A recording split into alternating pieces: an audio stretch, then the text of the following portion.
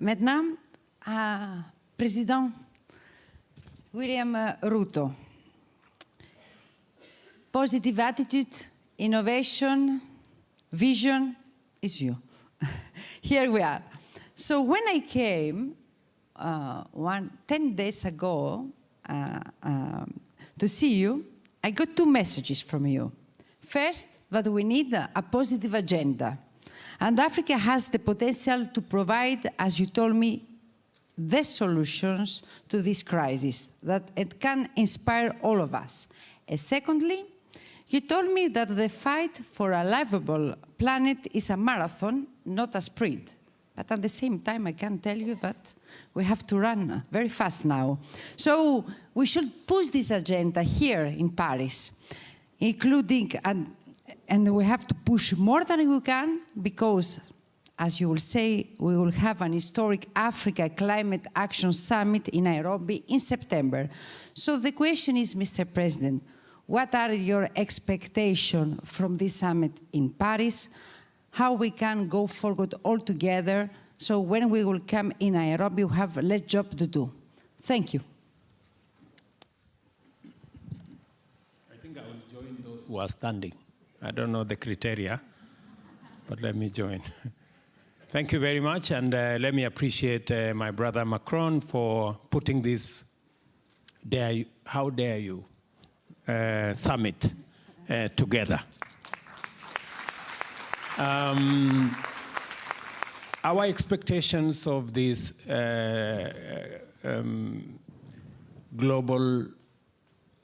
a new global financing pact. What is our expectation? From the perspective from where I come from, we've had the testimonies from my dear sister Motley, from the Prime Minister of Pakistan, from the Sahel, from what is happening in Malawi, in Zambia, in Mozambique, what's happening in the Horn of Africa where I come from. We've lost millions of livestock because of drought. So climate change is real, no doubt. We're living through it every day. From where I sit, we need, out of this summit, we need two outcomes. Number one, we need to agree on how do we get emergency liquidity, number one. How do we deal with debt that is saddling many developing countries? And how do we get additional money in the context of what Motley said in the morning, urgency and skill? Those two things we need just to answer.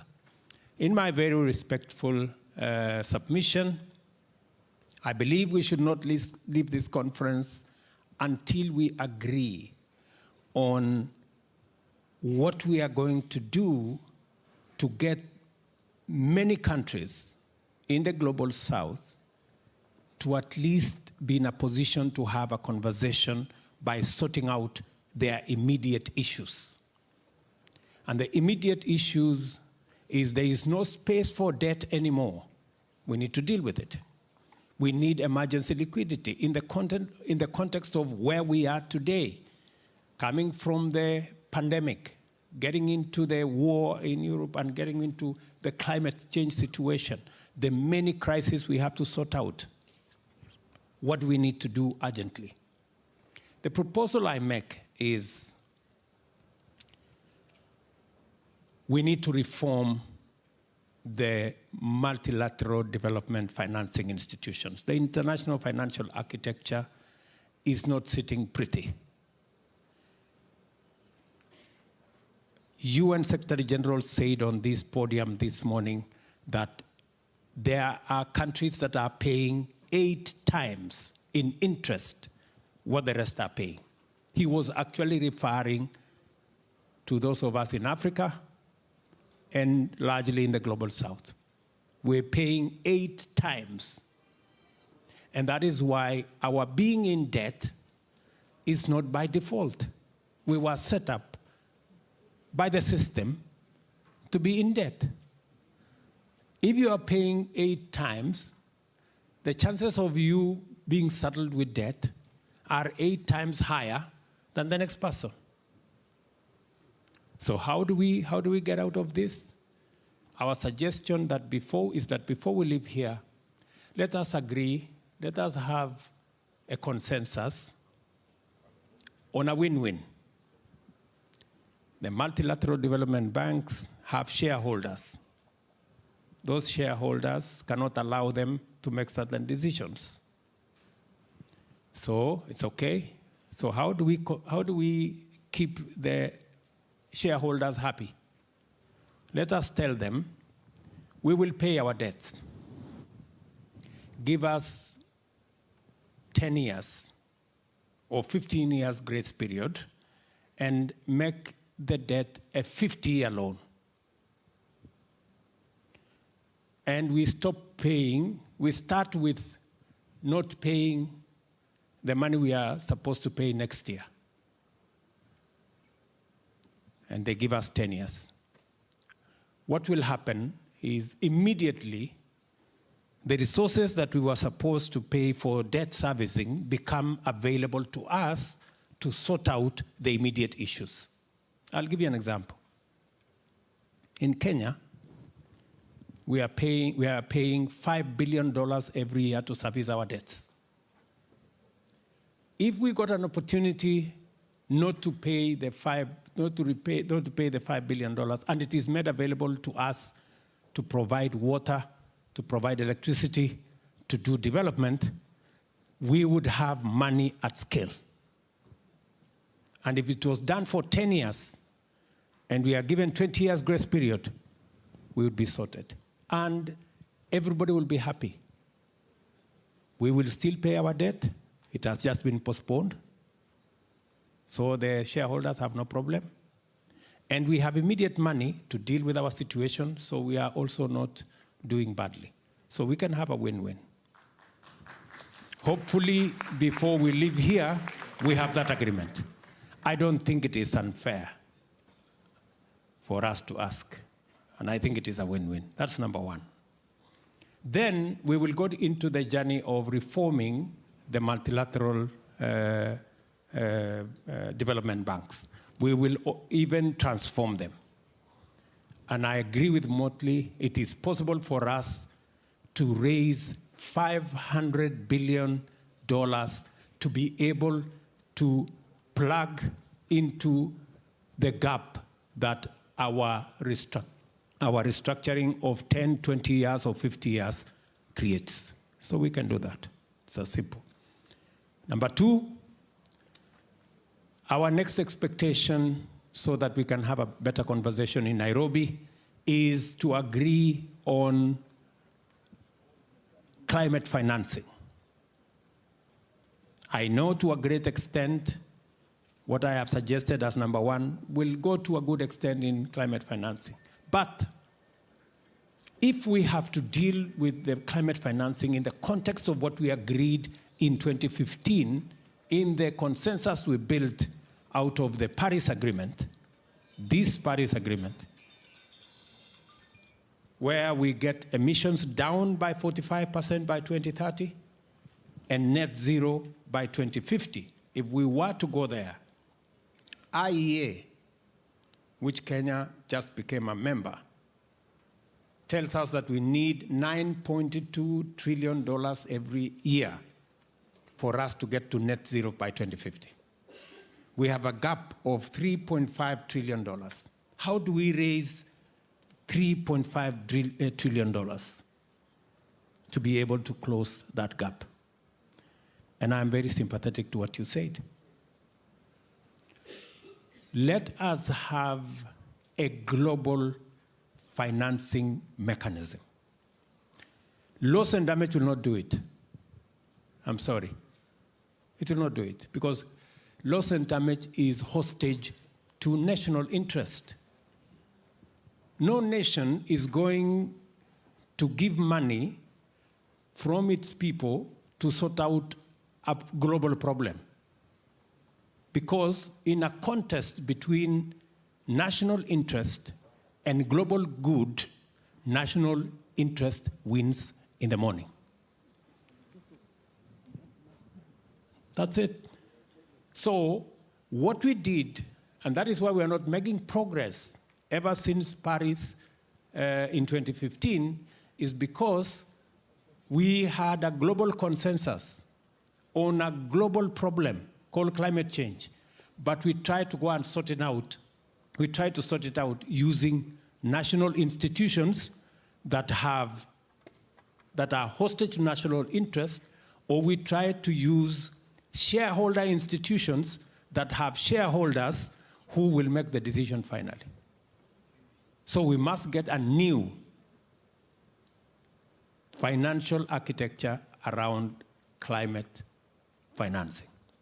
And we are saying we want one that does not bring the baggage and the toxic conversation of North versus South. We do not want a conversation that is going to take us to developing versus developed, emitters versus non-emitters. No. The rest of us from the African continent, we've always been in the corner of problems and victimhood. We don't want to be in that corner anymore. We want to be at the table where we are all looking for solutions.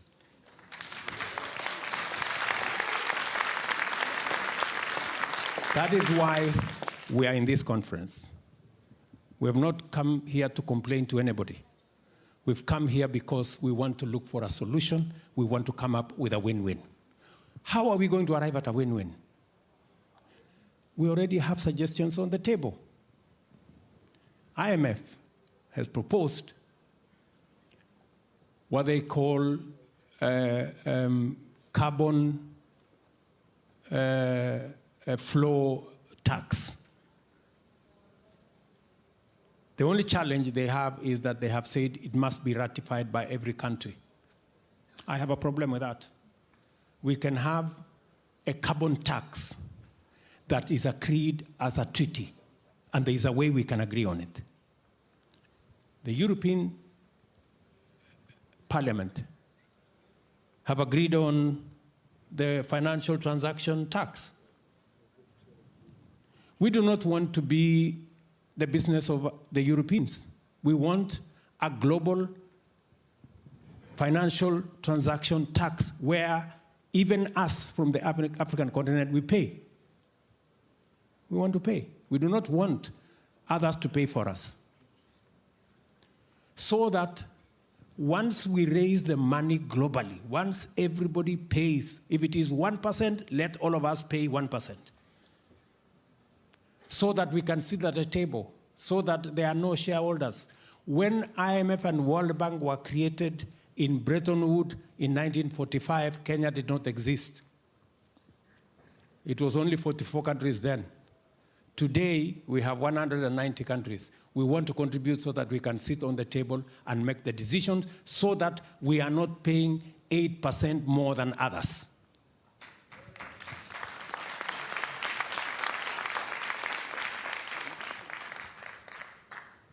Let us agree to pay the aviation tax. We have no problem. Let us agree on the shipping tax, and we want to pay.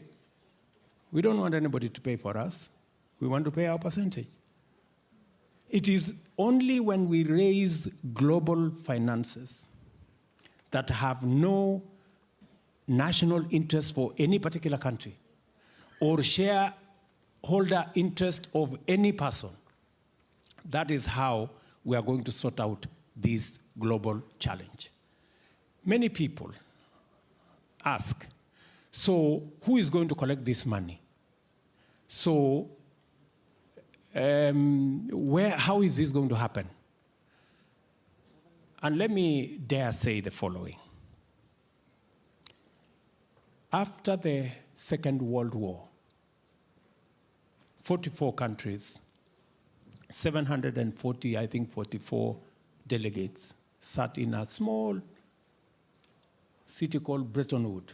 The World Bank and IMF did not exist. They created it in 3 weeks. The agreement was done in 3 weeks. Why is it difficult for us? Because there was, the whole of Europe had been destroyed.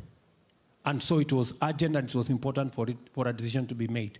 Are we saying the crisis that we are going through, including what we just heard from the Prime Minister of Pakistan, is not serious enough for us to agree on a global financing mechanism that sorts out climate change as a problem that is affecting all of us? Are we saying ever since 1945,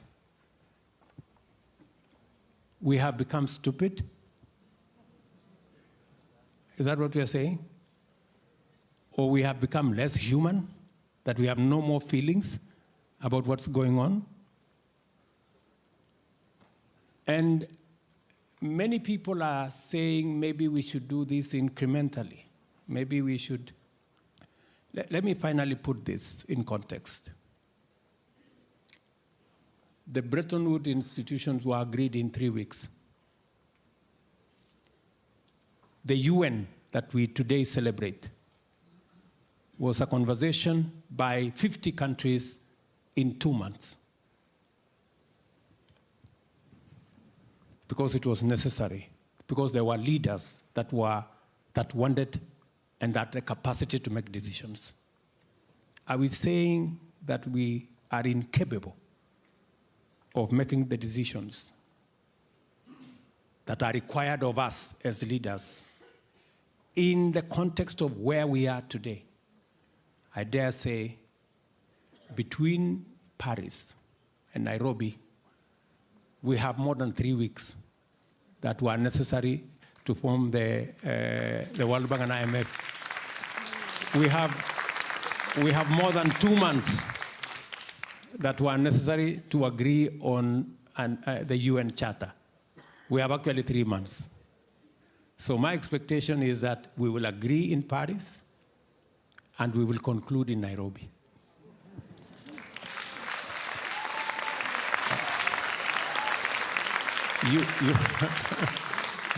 You asked me about my expectation. That's my expectation, that we will put this together. And please, for heaven's sake, we want a win-win outcome. We are tired of the blame game, finger pointing, North versus South. In any case, on this subject of climate change, there is no developed, there is no developing. We are all in trouble. And let me finalize by saying the following. And that is why it is necessary and urgent for us to make the decision now, is that we are not in the right trajectory. When we agreed in Paris in 2015 to reduce emissions by 45% by 2030, what has happened? Today, Europe has done very well. You have reduced emission by 25%, by 20%. OECD countries have done well. You have reduced emissions collectively by 12%. But because the rest of the world don't have the money to do it, emissions have gone up elsewhere by 37%. So what happened to the 20% down in Europe? And what happened to the 12% down in OECD? Nothing happened, because overall, on average, the emissions went up by 17%. So we are not doing well. We are not going in the right direction. We are going backwards. So it is urgent that we all agree on how to go forward. And why specifically do we need to target taxing fossil fuel? Because it is the fuel, it is what is contributing 73% of all global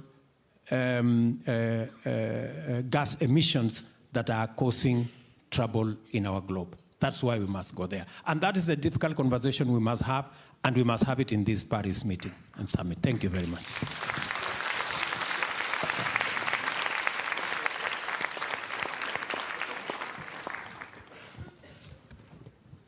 I think that President Ruto brought it all home. The reality is that we're all in this together. And our failure to recognize that, or to recognize that each person must share the burden, each country must share the burden. We have to transform how we live, we have to transform how we do business. And the ball now is in the court of each of these countries.